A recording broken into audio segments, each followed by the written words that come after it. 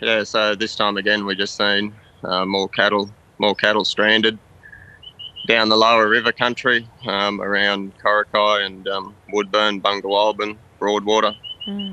Not as many as last time a month ago where we had that huge devastating flood. Some of the images you're seeing there now from the last flood are obviously just heartbreaking. But again, this time there's a lot of water down there, and again we're seeing cattle stranded. Yeah. Give us an insight into how the livestock has been impacted and what's been lost during these now 2 flooding disasters. Yeah, we're still trying to get a grip on actual numbers lost. We think from the initial flood a month ago, we think that there's been at least 10,000 cattle lost. Where in time we'll get a hold of that. But yeah, it's still really too hard to say at this time. But individual farms we think have losses anywhere from 50 to 90%. The occasional farm has lost every single animal on their place. All cattle and horses are gone. And in your role as a vet, have you been treating a lot of injured livestock as well? Yeah, so between myself, there's a whole bunch of vets that have come here to help us. Between the local vets, bearing in mind that a lot of the local vet clinics were flooded themselves, and their own houses and properties were affected. But we've had a lot of volunteer vets come into the area to help us out. I expect that some will come here again tomorrow and help out after this flood. So I expect some of those to arrive tomorrow to help us out this week as well. And for the animals that are left, given the damage done to the land, is there enough food and supplies to care for the remaining animals? Yeah, Joanna, so after the last flood, a lot of cattle and horses were transported out of the area to cleaner paddocks, either up on the tablelands or to higher ground out of the floodplains there. The ones that are still there, obviously that's our most important job at the moment, is trying to access those, provide veterinary care.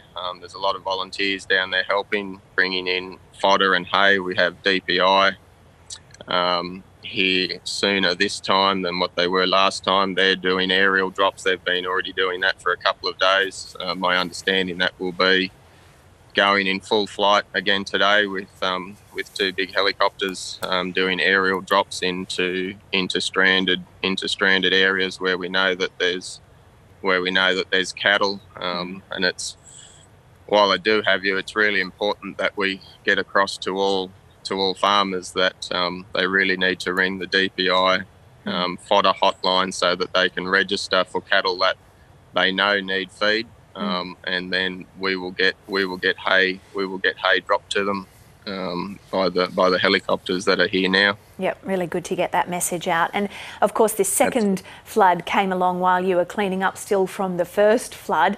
And how is the cleanup operation from that first flood going, and has it been impacted by this second flood? Because we know how important it is to clear away these dead animals. Well, the truth is we hadn't really finished fully cleaning up after the first flood, and as you can see, some of those images of Lismore, most of that rubbish unfortunately was still from the first flood, and a lot of the properties down the river, they were nowhere near cleaned up after the first flood. And now we've had this one come through again, bring more debris. Sadly, some of the debris come down from rubbish upstream that hasn't been cleaned from the first flood because it's just so immense and the task is so huge.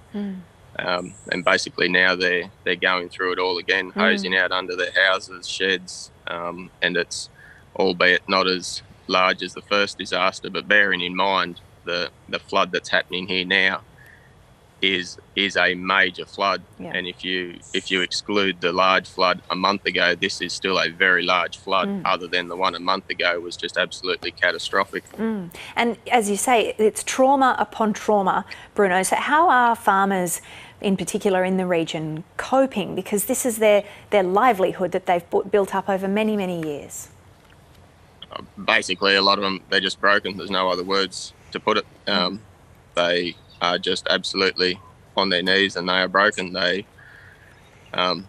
emotional. Their livelihoods are in many instances decimated, or some have lost their entire herds That's just not replaceable overnight or even in a year. There's no way, no other way to put it. It's between farm infrastructure, damage to paddocks, damage to fencing, the livestock losses, obviously, just their overall morale is just, they're just decimated, and they're broken, these people, because it's disaster on top of disaster. And there is talk, unfortunately, of more wet weather coming through later in the week, and everybody, I guess, in these affected areas just are living on edge at the moment, and we're just really trying to have as much support here as we can. A lot of people have come in to help, which is really, really awesome, and we need that. And we're just really trying to get them through hour by hour, day by day, let them know that help is here, and that's why it's awesome to see whether these helicopters flying around, dropping hay, volunteers driving around, just letting them know that help is here, and and one day things will improve and get better, obviously.